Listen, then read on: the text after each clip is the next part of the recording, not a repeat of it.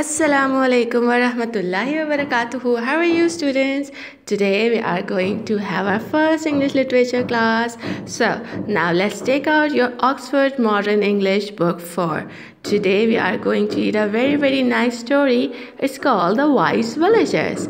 Alright, so take out page number 84. Alright, before reading, I want you to write down the date and day on the top of the page, because this will remind you when you have done this and when you have done the reading of this chapter. Alright, so if I am reading to you, it doesn't mean that you just listen to the lecture and leave. What you need to do, you need to re-listen or re-hear the lecture to improve your pronunciation. Alright, मैं lecture share करती हूँ आपसे, हम आपके यहाँ share किए जाते हैं, उसमें रीडिंग की जाती है, तो उसको आपको ऐसा नहीं कि आपने एक दफ़ा पढ़ लिया सुन लिया बस, नहीं, आपने 2 दफ़ा 3 दफ़ा सुनना है, जिससे आपकी प्रोनाउंसिएशन इम्प्रूव होगी. Alright students, let's begin reading. The wise villager, बहुत ईमानदार समझदार गाँव वाले. ठीक है. Words to know, words to know जो हम हमेशा पढ़ते हैं. Number first word is curious. Curious, eager to know about something और टू गेट इन्फॉर्मेशन. ठीक है. बहुत ज़्यादा जो है ना उतावले होते हैं कुछ के पता चलना. लेट्स सपोज कि अगर कल मेरा रिज़ल्ट है तो I am curious to know my result, like that. Fertile, fertile क्या होता है? An area of land that produces many plant and crop. समझ नहीं आया ना, तो चलिए मैं आपको पिक्चर के थ्रू पढ़ाती हूँ. अब देखिए, यहाँ पे फर्टाइल सॉइल है और इनफर्टाइल सॉइल है. फर्टाइल सॉइल वो होती है जिसमें जो है हम प्लांट्स ग्रो कर सकते हैं, जिसमें हम फसल उगा सकते हैं. इनफर्टाइल देखिए रेड सॉइल होती है, इसमें जो है हम फसल नहीं उगा सकते, क्योंकि ये अंदर से देखेंगे अगर तो ये बिल्कुल अंदर से डेड है, ड्राइड है. लेकिन ये जो ब्लैक फर्टाइल सॉइल है देखिए अंदर से सोगी सोगी सी है, और अंदर से जो है ज़मीन, उसी ज़मीन जो फर्टाइल ज़मीन होती है उसको जड़ों को अंदर से जो जड़ें अंदर तक जा सकें, वो ज़मीन अंदर से बिल्कुल सोगी हो और फर्टाइल हो, उसी में ही क्रॉप्स ग्रो होती हैं. इस तरह से जो सख्त हो जाती है ना ज़मीन, उसमें वो फर्टाइल नहीं होती, उसमें फिर हम कुछ भी प्लांट करना चाहें तो वो नहीं कर सकते. अंडरस्टूड? अब समझ में आया? फर्टाइल जहाँ पे खेती बाड़ी की जा सके. ना let's go to the next. Alright, next word. It is lunatic. People who are crazy and very foolish. Lunatic मतलब कि बहुत ज़्यादा मज़ाया और बेवकूफ़ तरीके के लोग, जिसको कहते हैं. Method, तरीका, a way or system of doing something. ठीक है. Pen knife, a small knife whose blade can be folded away into the handle. ठीक है. पेन नाइफ क्या होता है आपको पता है? एक छोटा सा नाइफ होता है. अक्सर जो है जो ड्राइवर्स होते हैं, जो मैकेनिक्स होते हैं, वो अपने पास रखते हैं अपने पॉकेट में, कि कभी कुछ चीज़ काटनी हो या कुछ काम करना हो तो वो यूज़ कर सके. लेट्स सपोज मैं अभी आपको शो करती हूँ what is a pen knife means. Here this is called a pen knife. ठीक है. इसको आप फोल्ड करके अपने पॉकेट में रख सकते हैं. व्हेन यू नीड, अगर आप बहुत लंबे सफ़र में हैं तो आपने देखा होगा डिफरेंट पेन नाइफ्स आती हैं. उसमें कभी किसी में सीजर भी होता है, स्क्रू ड्राइवर्स भी होते हैं, just to help you out when you are out. ठीक है. Now let's go to the reading page. Stupid, What does it mean? With no common sense. Silly, जो बेवकूफ़ होते हैं, जिनको पता नहीं होता कि कौन से वक्त क्या बात करनी है. ठीक है. Wildfire, wildfire, a fierce fire that spread rapidly, especially in a forest. ठीक है. हमने अभी अक्सर सुना था, लास्ट टाइम हमने सुना था कि ऑस्ट्रेलिया में जो है एक वाइल्ड फायर जो है, उनके जंगलात जो है वो जल गए. ठीक है. तो वहाँ क्या लग गई थी? वाइल्ड फायर लग गई थी, जिसकी वजह से वहाँ के जंगल जो है वो जल गए. ठीक है. Now let's read the story. There was once a large village that lay near a wide river. एक दफ़ा का जिक्र है कि यहाँ पे एक बहुत बड़ा सा गांव था. ठीक है. किसके पास था? रिवर, दरिया के करीब था.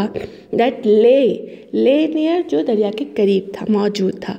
The land was rich and fertile. Alright, अब समझ में आया आपको fertile? The land was rich and fertile. तो ज़मीन थी वो बहुत अच्छी थी और फर्टाइल थी। फर्टाइल ज़मीन क्या होती है? सौगी सौगी सी, जहाँ पे आप क्या कर सकते हैं? खेती बाड़ी कर सकते हैं, जहाँ पे आप क्रॉप्स ग्रो कर सकते हैं।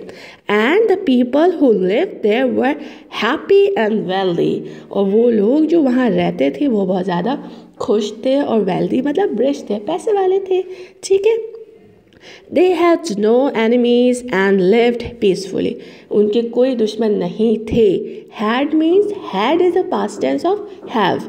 ठीक है, अगर मैं कहूँ they have no enemies and live peacefully तो इसका मतलब होगा कि उनके कोई दुश्मन नहीं हैं और वो बहुत पीसफुली लेते हैं, सुकून से।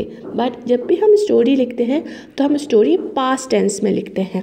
तो they had no enemies and lived peacefully. They troubled no one and no one trouble them. ठीक है, ये कितना अच्छी बात है कि दे ट्रबल नो वन, वो किसी को परेशान नहीं करते तो कोई उन्हें परेशान नहीं करता। It's like give and take. आप अच्छा करोगे तो आपके साथ हमेशा अच्छा होगा। ठीक है, अगर आप बुरा करोगे तो किसी ना किसी तरीके से आपके साथ बुरा ज़रूर होगा। ठीक है, now let's go for the second paragraph. Not very far away from the village there was a town. ठीक है, काफ़ी ज़्यादा दूर नहीं, बस थोड़ा सा दूर एक शहर था। शहर कह सकते हैं आप, इलाका टाइप शहर। One day the people of the town held a meeting. एक दिन जो है टाउन के लोगों ने मीटिंग की। They gathered in the marketplace to discuss a plan for a new road. उन्होंने क्या किया कि वो एक मार्केट प्लेस, एक जगह पे जमा हुए मीटिंग करने के लिए। उन्होंने कहा कि हम एक नया रोड बनाते हैं। द रोड वो is going to be build between there town and another one. ठीक है, उन्होंने कहा हम दूसरे शहर से अपने शहर के दरमियान जो है ना एक रोड बना लेते हैं। ठीक है, अबाउट 50 किलोमीटर्स अवे, तकरीबन 50 किलोमीटर दूर। A large map of the area was studied. बहुत बड़ा सा मैप था, उसको स्टडी किया गया। मतलब स्टडी करने का मतलब ये नहीं होता याद किया गया, उसको समझा गया, उसको बताया गया कि किस तरीके से, कहाँ से, कैसे रोड बनाया जाएगा। It's mean studied. And a route was soon work out. और जल्दी ही रास्ता बना लिया गया। The people decided how much money they were going to spend on building a road. ठीक है, लोगों ने बताया, डिसाइड किया कि कितने पैसे लगेंगे ये रोड बनाने में।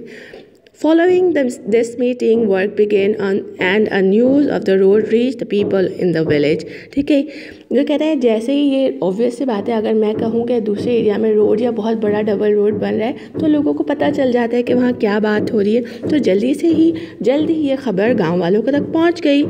Some of the villagers got together and went to find out more. कुछ गांव वाले जमा हुए और find out more मतलब और मालूमात हासिल करने के लिए वो वहाँ गए। When they reached the town, जब वो वहाँ पहुँचे, they went straight to the office and district office and looked at the map.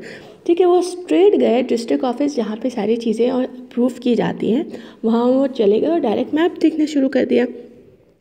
When they returned home, जब वो घर वापस आए, they called a meeting of a village. उन्होंने जल्दी से गांव वालों को बुला लिया। One of the men who had seen the map said, जो दो आदमी गए थे उनमें से, उन आदमियों में से एक आदमी ने कहा कि जिसने मैप देखा था, Friends, today some of us saw the map of a new road. It is going to pass close to our village. It will go through some of our best field and they will be destroyed. How can we stop this road? ठीक है, उन्होंने कहा कि दोस्तों मैं आज जो है एक शहर गया था, वहाँ पे मैप चेक किया है, उसके अंदर जो है ये रोड जो है हमारी सबसे अच्छी फसलों के, जो हमारे सबसे अच्छी ज़मीन से गुजरेगा। ठीक है, उसमें उसकी वजह से हमारी सारी फसलें भी तबाह हो जाएंगी और वो हमारे गाँव के बीच में से एक रोड बनाने जा रहे हैं। ठीक है, उन्होंने कहा कि ठीक है, उन्होंने ये बताया अब क्या करें, how can we stop that, हम उनको किस तरह से जो है वो रोक सकते हैं। The villagers were very angry, उनको बहुत गुस्सा आया। They sat in the meeting for a long time, वो जो मीटिंग के लिए बैठे बहुत देर तक बैठे रहे। At last they thought up a plan, आखिरकार उन्होंने एक प्लान लगाया। ठीक है, उन्होंने एक प्लान बनाया। A week later the meeting, a man from the town came to the village and found a great crowd of people beside the river.